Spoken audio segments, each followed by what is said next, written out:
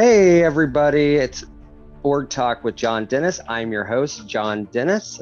Tonight, we have a very special episode where we are going to go over the cast of Season 5, Pandemic, Safari Silvercrest. And my guest tonight is our main host, Josh Vitella. All Thank right, you for having me here tonight.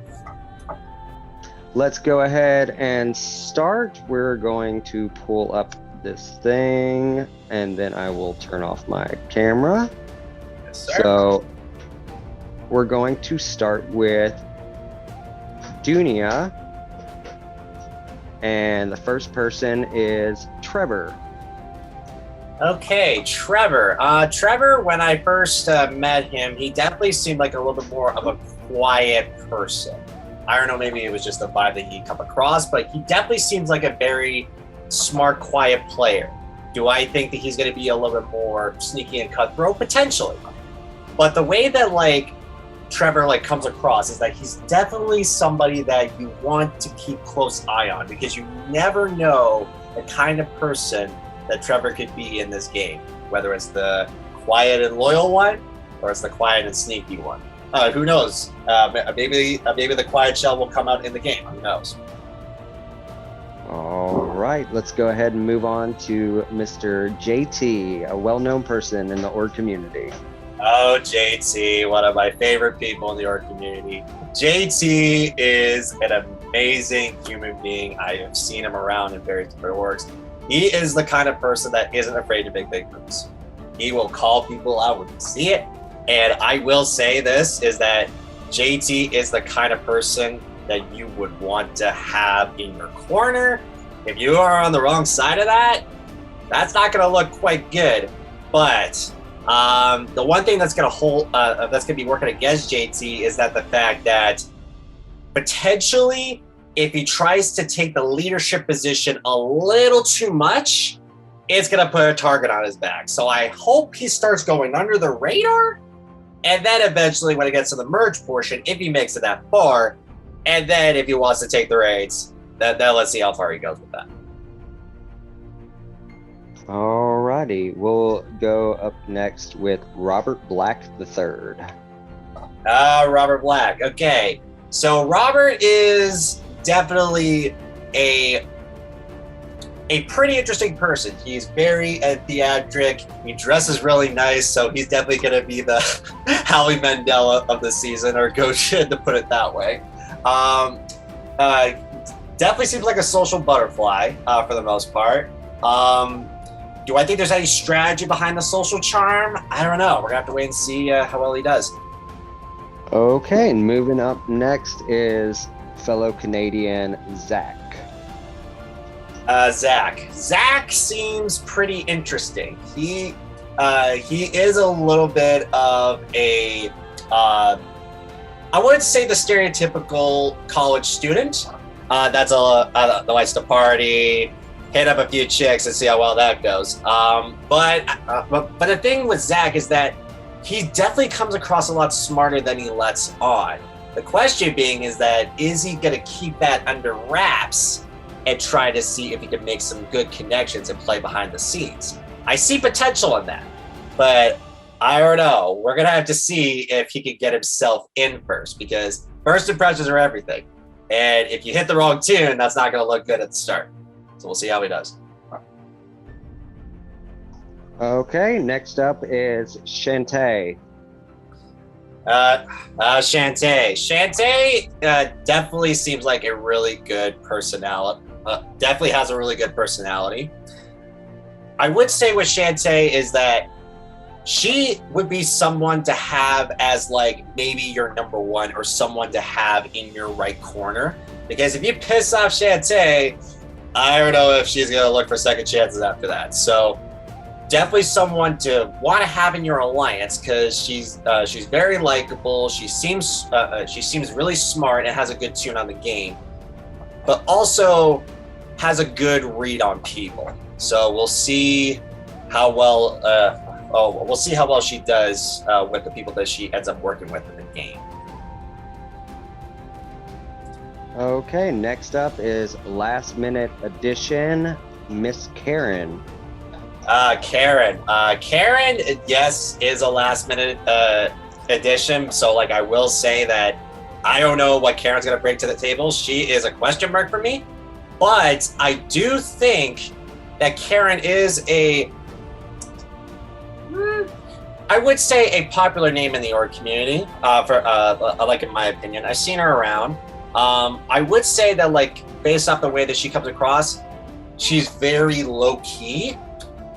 And I'm guessing she doesn't want to open up to the wrong people, if that makes sense. She wants to make sure that she's very tight-lipped and not slip up any loose information, because she seems trustworthy and would give the information to the right people.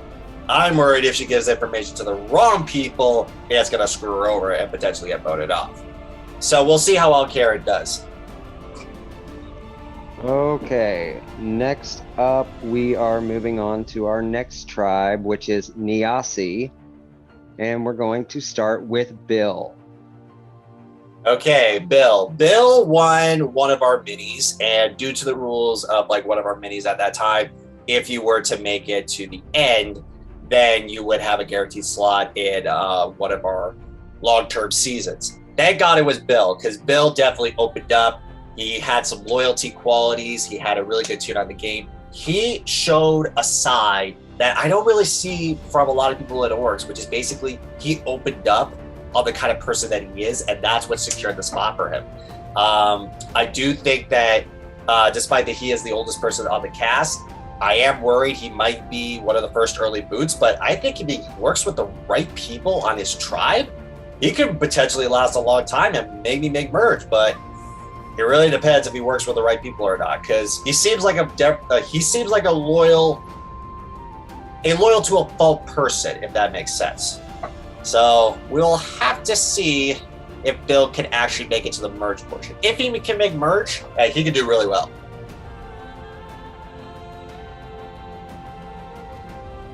Okay, next up is Kylie. Kylie.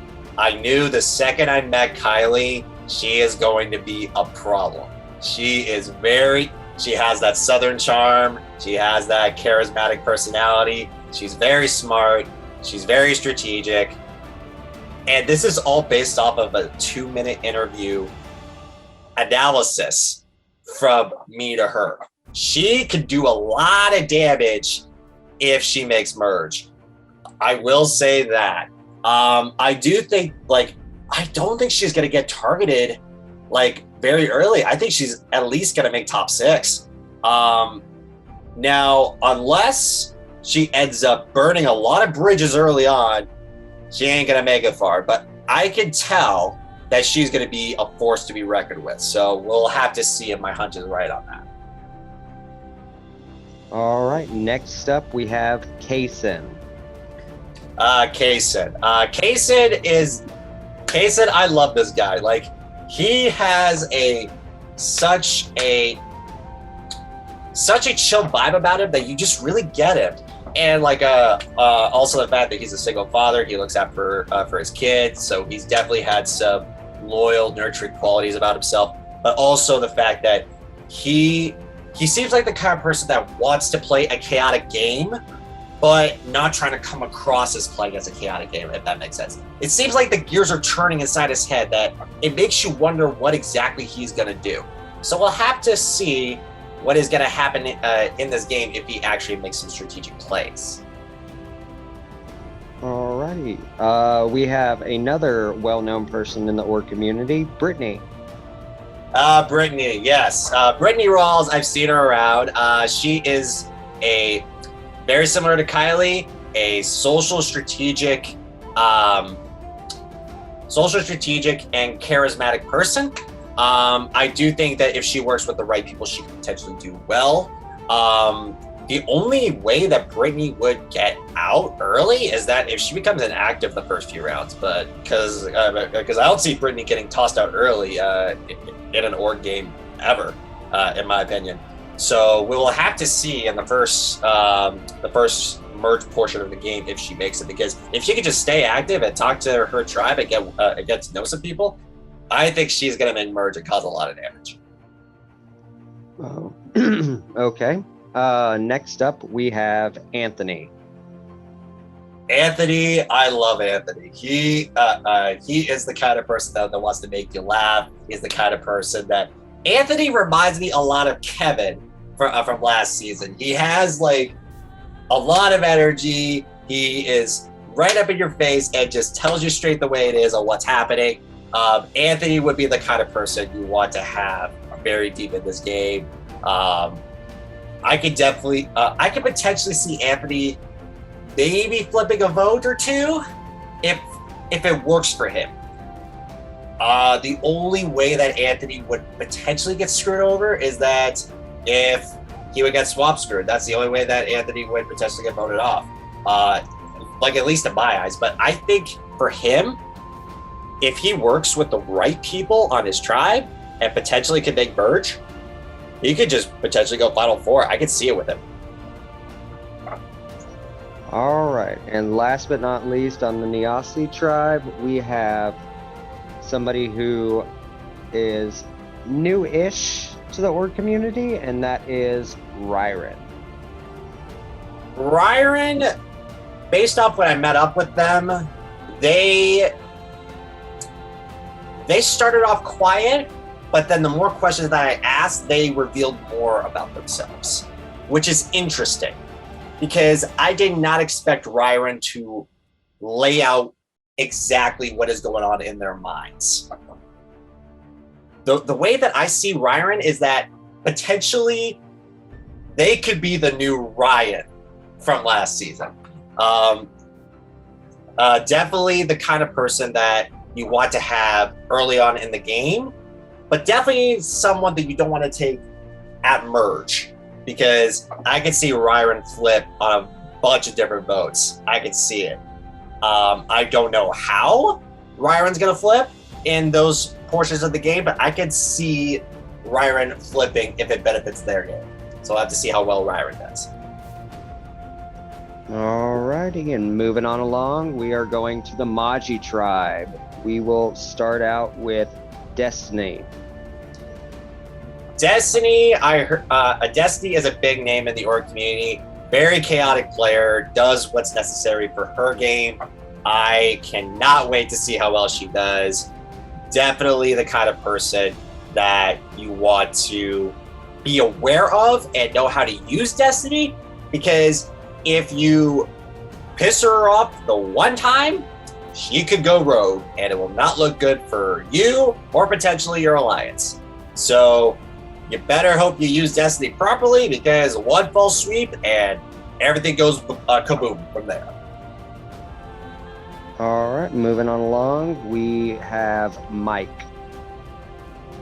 Mike reminds me of Malcolm in the Survivor franchise, because Mike seems like a comp beast, but I could also see Mike as a social strategic threat, but wants to keep it down below the surface. I have high hopes for Mike. I hope Mike meets my expectations and runs this game. If he isn't running the game, I will be completely shocked, because based off the way he was coming to me at the interview, he seems like a secured winner in my eyes. So I hope this works out for Mike. If not, then maybe I am not so keen on the interviews. I'll have to see how well they do in game if it changes things. All right, next we have TIARA. TIARA is the kind of person that surprised me out of all of them. In the interview, she was quiet, but she was definitely choosing her words on what to say in the interview. It's like she's not trying to impress me, but she's trying to impress herself in front of everybody. And that's the way and that's why I think TIARA is going to make it deep in the game. She knows exactly the right things to say to the right people and get herself in everyone's good graces. The question being, is everyone going to catch on to that? Maybe, maybe not.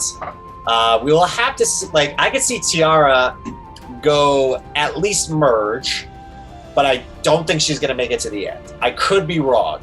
Unless these people are smart and they would pay attention to what TIARA is doing, they could just cut her right there.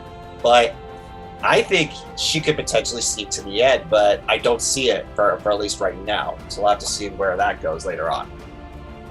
All right. Next up is Danny. Danny, I have high hopes for Danny. Danny seems like the kind of person that's very sporadic and wants to make chaotic moves. Those are the kind of players I want to see play Pandemic, because Pandemic is based off of chaos, mayhem, madness. Danny is kind of like the embodiment of Pandemic, if that makes sense. Very sociable, definitely a little bit lost in thought sometimes. Like, he tries to say one thing because it goes off in a different direction, but somehow it ends up in the right path. So it's definitely, I think Danny could be very entertaining for TV, but do I think Danny's going to make it far? I don't know. I hope Danny at least makes merge so that way he can actually make some of those chaotic moves. But in order for him to get that far, he needs to lay low.